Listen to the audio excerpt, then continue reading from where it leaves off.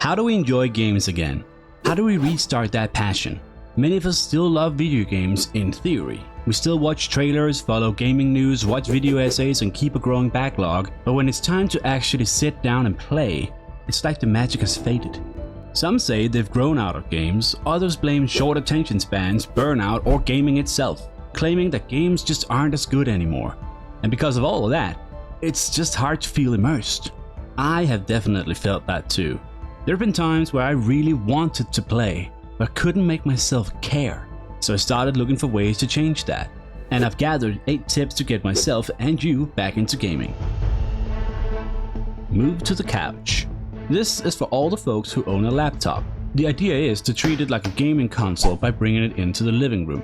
Just hook it up to the TV with an HDMI cable, plug in a controller and find some games with controller support. And if you don't fancy a controller, try one of these. Lounge on that couch.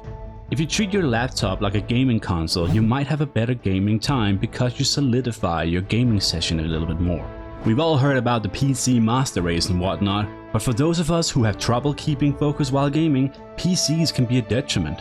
I mean, they're awesome for all the versatility they bring, but likewise, they also come with a bunch of distractions that a console just doesn't have to the same degree. Consoles have basically one purpose: gaming. Sure, it can surf the web and go on YouTube and all that, but it's just not as accessible as it is on a PC. You're a little less likely to alt-tab out of a game because you got a Discord message, you know? Play with headphones. This is probably one of the easiest but also one of the most powerful tips on this list. Get a good headset, preferably with noise cancelling, because you want to shield off all other noise that might be happening around you. You can go with earbuds or you can go with headphones. I prefer headphones myself because I think the physical feeling of wearing them adds to the feeling of being locked in. I mean, if you're anything like me, then you've been playing with speakers to save your ears, which I do still advocate for in any other scenario, like watching a TV show, YouTube videos, or just listening to music in general. But when you really want to immerse yourself in a gaming session, go for the headset. Be secluded. This tip is kinda tied to the playing with headphones tip, because it's all about shutting off the outside world. It's about trying to capture that feeling of sitting in a cozy cabin in the snow, you know what I mean? Imagine waking up one Saturday, no plans or nothing, and seeing a blanket of snow covering everything outside.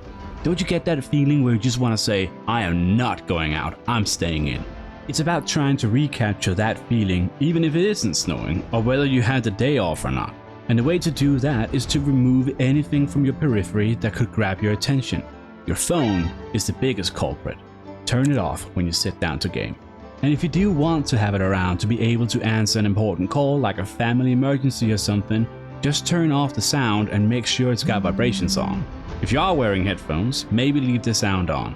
But either way, most importantly, flip the display downward so your eyes aren't drawn to it every time a notification pops up. That way, the world can still reach you, but only if it really has to. Flip it and forget about it. And do the same with all the other distractions on your PC. Quit Discord, go invisible on Steam or whatever platform you use. That's how you create secludedness. Lock yourself in that cabin in the snow. Play with someone, or against someone. Complete 180 from my previous tip, but gaming sometimes gets better when there's someone on the other end, whether it's cooperative or competitive. When the social aspect is present, it adds pressure, energy, and purpose, aka a different type of immersion. I know that many people struggle to play with friends, either because of a lack thereof or because of making schedules align, but in some capacity, having an audience is important for most people when it comes to performing. And I'm not talking about a jumping on stage type of performance, I'm talking athlete type of performance, from the couch. Sometimes while gaming you just want to be able to say, "Whoa, did you see that?" to a friend, or "Good luck, have fun" to an opponent. And that is really all it takes to feel part of something. This little box here in the corner of Rocket League gameplay might not seem like much, but it's enough to make you feel that extra layer of socialness, and that's important. Otherwise you might as well be playing against bots. And let's be honest, there's more than one reason not to do that, in Rocket League at least. Don't look up anything. When you finally find a game, try to resist the urge to look up a good build or how to do a certain puzzle or progress on a quest or what have you. Unless you're hot stock somewhere obviously, but figuring out the game only by playing it is likely to immerse you more. Oftentimes it is much more rewarding to figure out the game on your own. For example, choosing random perks you just find to be fun makes it your unique experience. Your choices are yours and not from some dude on YouTube who found out the most optimal way to play. Optimal doesn't always equate to fun, and it sure as hell doesn't equate to personal or immersive. Start a game journal. I saw this one in another video and tried it out myself, and it does make your playthrough feel like it matters more. The idea is to write or make a voice memo where you talk about what you just did and what you're going to do next. It's quite simple, but very powerful. It's meant to give you incentive to keep going because you said what you were going to do next. You made a promise to yourself. But I want to add on to it a little bit because you can also journal as you play. Just have a notebook ready and jot down your thoughts about the game. And it doesn't need to be a then I did this and then I did that type of journaling. Instead, display your thoughts like, I teamed up with Ralof to get out of Helgen, but there's something about him that just rubs me the wrong way.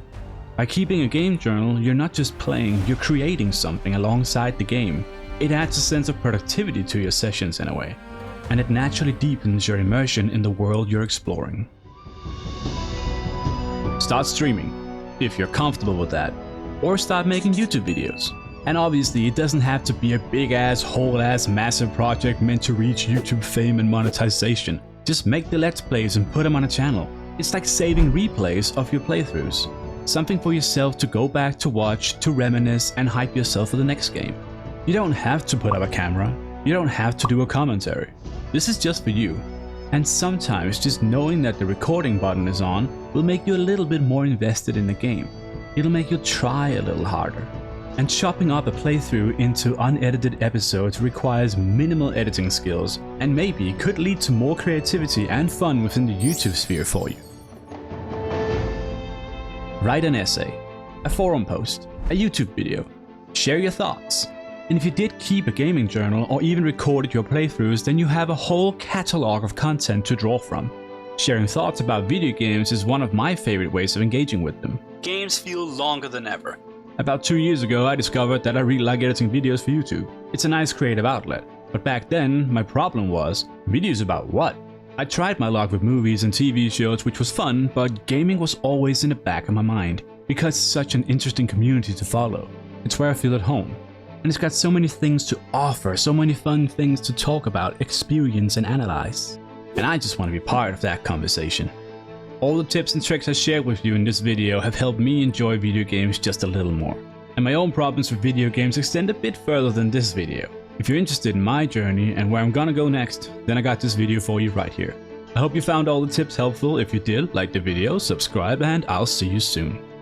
Peace.